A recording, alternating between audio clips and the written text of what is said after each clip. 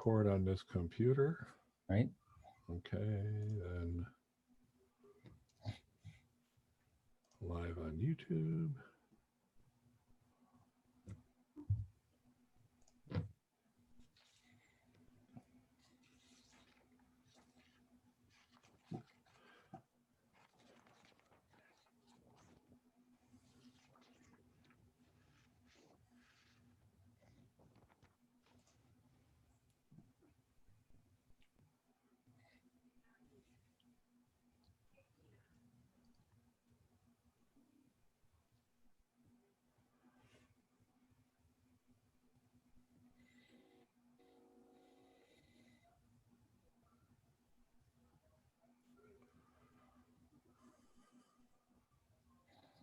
Okay, it's 8 o'clock, so we might as well get started here. Welcome to another session of Blue Island 101.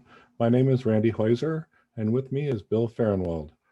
Today we'll be discussing the police and fire departments of the city of Blue Island. Hi, Randy. Thank you.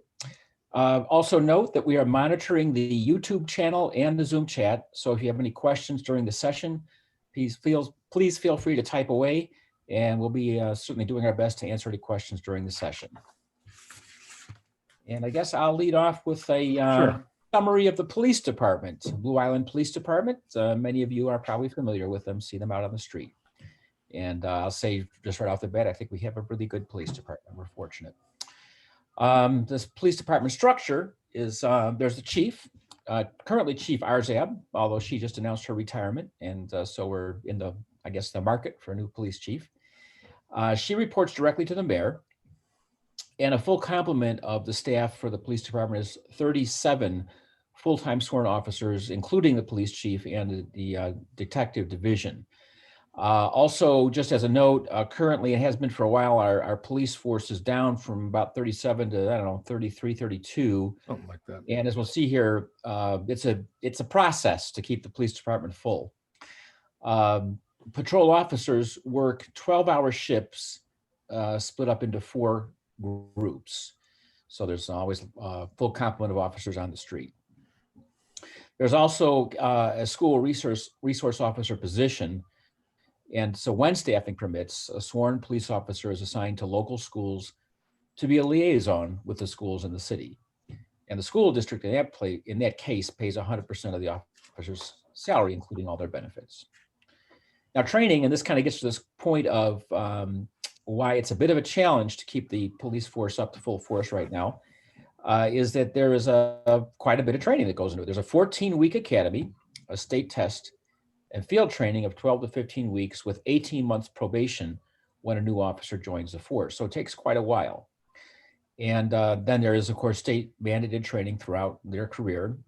Their training includes a wide range of, I guess, professional skills. There's psychology training, child abuse, domestic violence, sexual harassment, cultural competency, use of force, and Illinois Law Enforcement Training and Standards Board. And this all means it takes quite a bit of time to bring in a new officer. And because Blue Island is a smaller force and we don't have the budgets to support large salaries, I guess I would say, we have a lot of turnover within the police department. We have a lot of young, it's good and bad, a lot of good young officers come in, and this is their first experience, so they're anxious to learn and anxious to do well. But we lose some of them because they get a better offer, not better place to work, but a higher rate of pay. Exactly. And so it's kind of difficult to keep. We're lucky to have a number of folks who've stayed on the force with us for a long time. They're very dedicated, but we do have some churn, and that's what makes it difficult to maintain that 37 officer force. Their clerical staff handles parking tickets, local ordinance tickets, and office support. And dispatch is now handled by Cook County Emergency Telephone System Board. That's been about, 2-3 years, I guess, that's gone there. And we used to have our own 911 system, and the equipment was outdated, standards were changing, and it was just becoming way too expensive for us to operate it by ourselves. And Cook County hired several of our dispatchers in the process. And so that moved this to more of a regional dispatch. And it also helps with the Department of Homeland Security. So we kind of get a bigger bang for our buck, if you will. Blue Island Police Department also has officers assigned to several different kind of teams. There's the South Suburban Emergency Response Team, which handles hostage situations, barricade situations, and apprehension of violent offenders. And this is the SSERT, as it's called, is made up of officers from the majority of the South Suburban municipalities. Then there's another SMART, Suburban Major Accident Reconstruction Team, which is again made up of officers from majority of the South Suburban municipalities. And the South Suburban Major Crimes Task Force kind of self-explains itself in its names, handles major crimes. And then of course there's the DEA, Drug Enforcement Agency, which seizes assets and is a direct line to feed resources to the Illinois State Police and Cook County Police, assist with any other needs the city might have. And the police department is also part of the Illinois Emergency Alert System, which provides mutual aid in any disaster proclamation. Therefore, we can bring a lot more resources into a given location if they are needed quickly.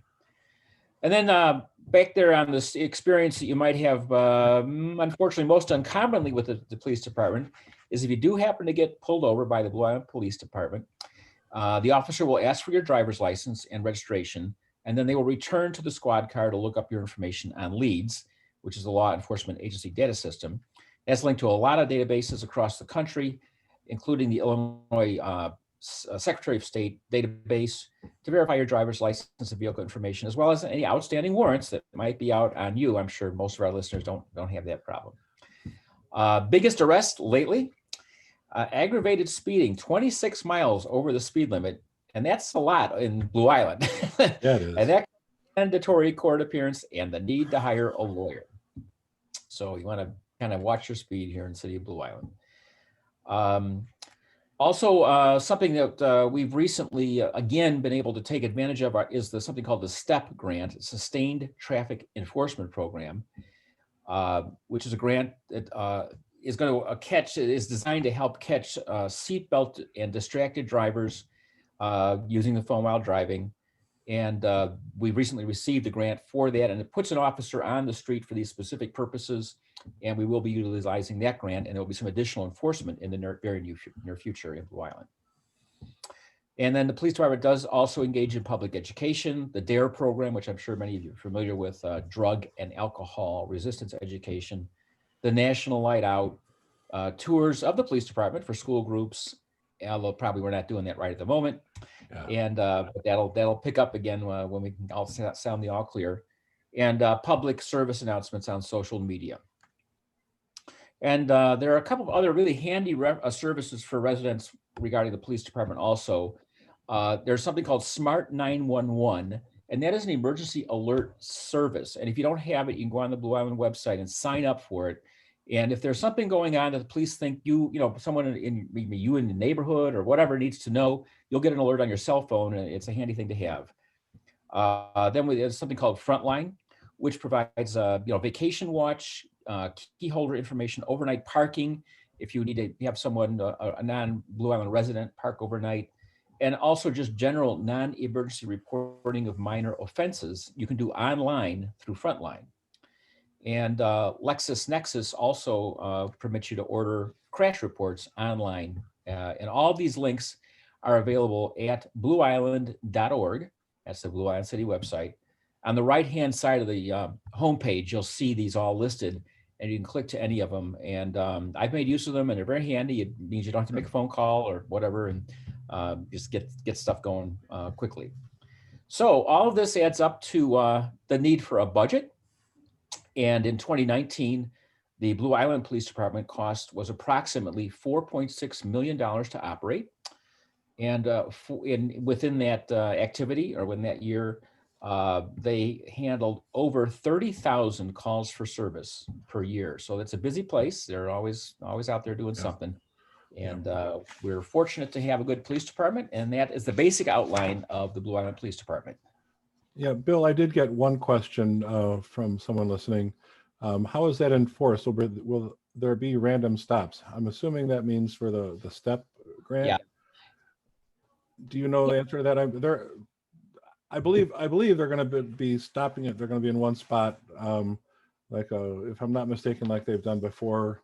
Yeah, and I don't know the exact location, but you heard it here first, so be aware. And towards the end of this month, I believe, is when they're going to start doing the enforcement. But um, I might just note that I sit on the Public Safety Committee, which oversees both the police and the fire department. And this was STEP grant came through us, of course, for us to look at. And yeah, there'll be periodically an officer is funded basically to go out on these specific enforcements. And yeah, it'll be random, and I don't know where they'll be, and Randy doesn't know where they'll be, but Nope. we'll all find out. yeah, just have your seat belt buckled and your phone in your purse or your pocket. Follow the law and you won't have a problem. That's right. Anyway, I'm going to talk about the fire department for a few minutes today. The staff, the fire chief is the leader of the fire department, and he reports directly to the mayor. The Blue Island Fire Department has 3 shifts with 9 firefighters each, including 1 lieutenant. Each shift is on duty for a 24-hour period, so they're on 1 day, off 2 days. Also, we don't have a fire prevention officer, but it's a duty shared amongst a couple of the people who are qualified to do fire inspections, as well as plan review for sprinkler systems, whatnot, for any new business coming in. Training. So Bill alluded to the fact in the police department that we have to send them out for training. In the fire department, we expect them to come in with training. And it's a basic operations firefighter with EMS. That's what we have been and had in a requirement for the police, or for the fire department. In the future, we're going to be going all ALS, or advanced life support, which is a paramedic basically. So and they receive their mandate, and they also have to receive mandated training throughout their career. We do have 1 clerical staff person. He handles the administrative duties of the department. So if the ambulance comes to your house and you get that bill, that was put in and entered by the clerical staff. If you need a copy of a fire report, that's pretty much taken care of by the clerical person at the fire department. So we use, like Bill said, we used to have our own 911 center. We did police and fire for our city. Now we use Orland Fire Protection to do our dispatching. Like I say, like Bill said, the equipment we had was outdated and the standards were changing, and it was getting really hard to, with such a small group, be able to maintain it effectively with all the current standards. The equipment the fire department has 1 truck. That's the ladder truck. Those are expensive. Those are well over $1 million each, and ours is 20 years old. So we're putting a lot of maintenance into it at this point in time. That's right now. We also have 3 engines. Those are the fire trucks, if you will. 3 ambulances, and we have a marine unit, a little small boat that's used to patrol. It doesn't have a pump on it, so it's not going to be able to put fires out, but it patrols the canal. And then 3 command vehicles, 1 for the chief and 1 to do the fire prevention and whatnot. We're part of MAVIS. MAVIS is a mutual aid box alarm system. MAVIS is a statewide mutual aid response system for fire, EMS, and specialized operational teams, such as hazmat, a dive team, a technical rescue, like if you have like a big factory or something that have to go in there and do some technical rescue. MAVIS, Blue Island is part of MAVIS 22, and the communities that are part of that are Alsip, Blue Island, Calumet Park, Crestwood, Dixmoor, Garden Homes, Marionette Park, Midlothian, Posen, and Robbins. And when a fire call goes out, let's say there's either mutual aid or auto aid. If we get a fire call, you can automatically see that you will have people from those areas, or even other MAVIS areas, because Orland dispatches to us. I've seen Orland Park outside of our Firehouse 1 manning the station while we're out on a call.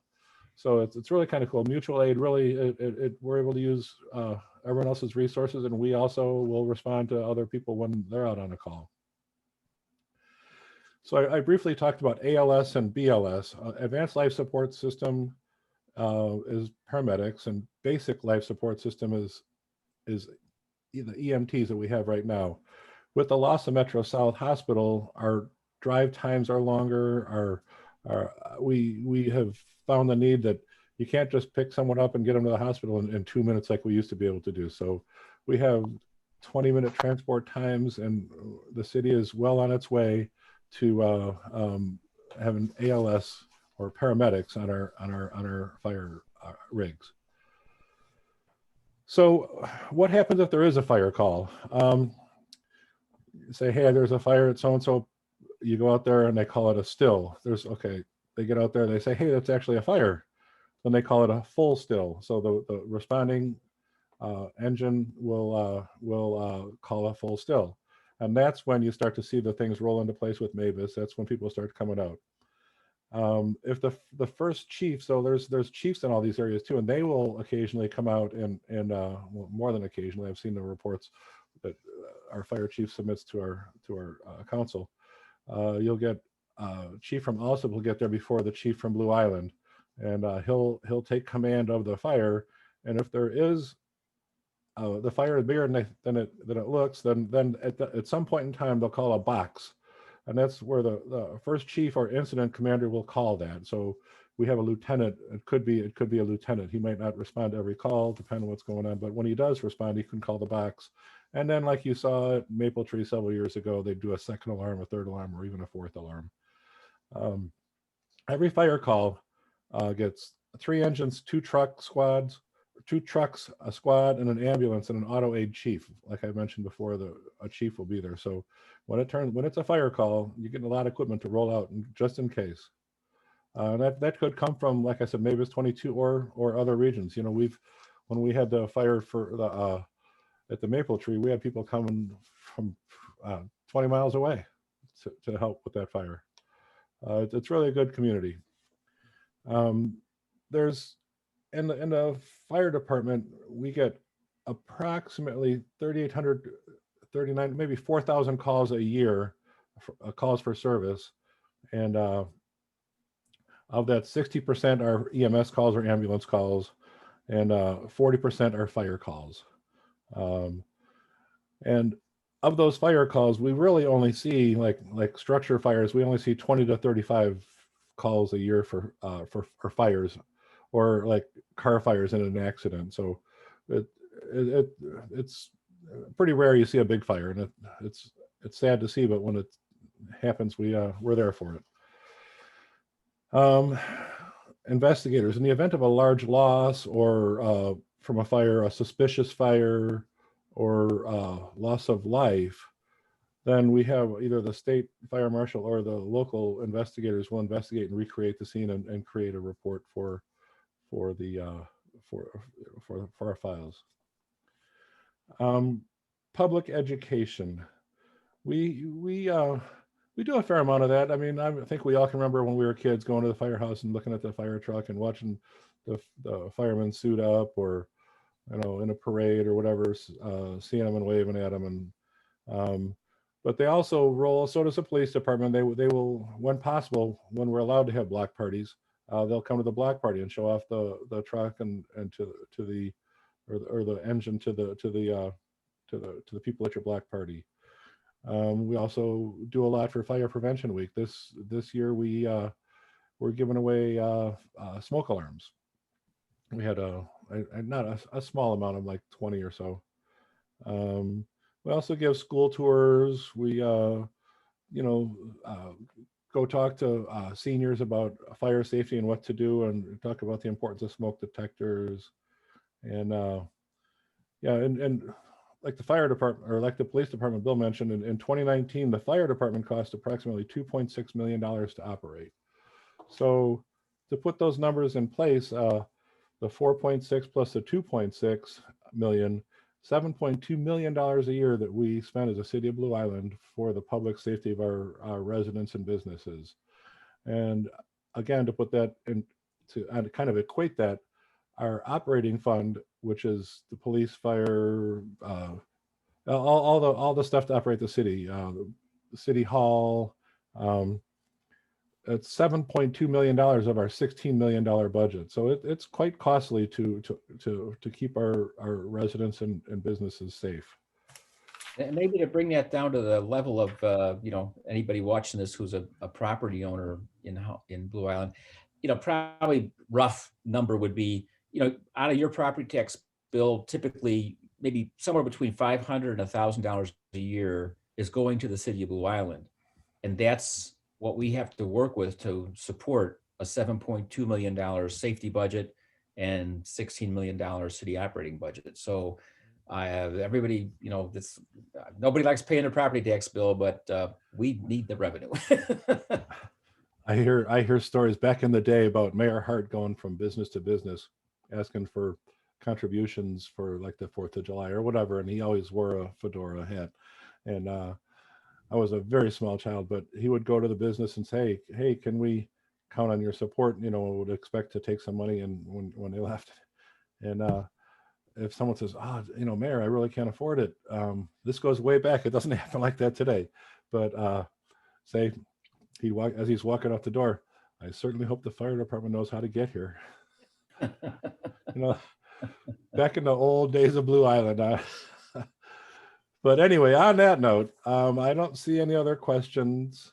A quick thing just to note, again, from Public Health and Safety Committee, we are hearing a lot and more frankly than anyone would like to hear about the ladder truck that Randy mentioned. It is old.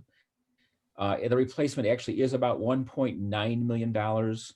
We're spending money all the time on repairs. It's getting pulled off. It's just getting old. And that's $1.9 million. Now, of course, we'll look for grants and so forth. Those are all the resources we can go to, but it is not cheap to run a fire department, but we have to have it. Yep. So good point, Randy. We are glad to take any questions. I think we kind of knew that given there's another big political issue going on, I think out there somewhere right now. So we weren't expecting the audience tonight. But we want to have it up on YouTube so people can come back and look at it and tell your friends and neighbors. But anyway, if you are listening on YouTube now or just watching the broadcast later, make sure that you hit the subscribe button so that you'll get notifications of the next meeting. Although we are here pretty much every Wednesday night, except we're not going to be here next Wednesday night. That's right. the 11th. The 11th, right. And you'll be able to view past sessions as well. Mm-hmm. So thanks for listening. Hopefully we've been informative to you again. As Bill mentioned, we will not have a session next week, but we look forward to seeing you on Wednesday, the 18th at 8 o'clock. Right. Thank you, Randy. Sure enough. Take care. Oh, we got a question here last minute. Oh, okay. For these meetings, I think we're being asked if there's typically an agenda posted.